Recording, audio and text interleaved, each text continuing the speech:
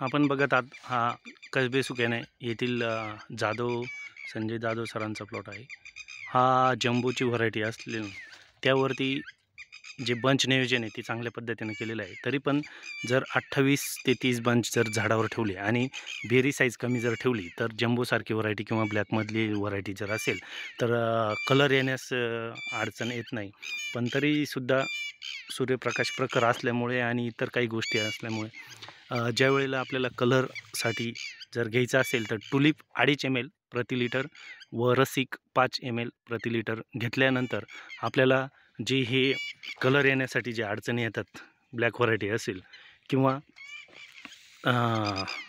White variety असेल त्यासाठी सुद्धा टुलिप हे लस्टर येण्यासाठी आणि सायझिंगसाठी काम करतं व रसिक हे पूर्ण काळं करण्यासाठी मदत करतं। ते साधारणतः 8-1 दिवस जर त्याचे 2 स्प्रे असतात। जर तुम्ही एकच स्प्रे घेणार असेल तर तो हार्वेस्टिंगच्या आधी साधारणतः 40 दिवस आधी 30 दिवस आधी जर घेतला तर अतिउत्तम असतो, कारण तो चांगल्या पद्धतीनं रिझल्ट येतो।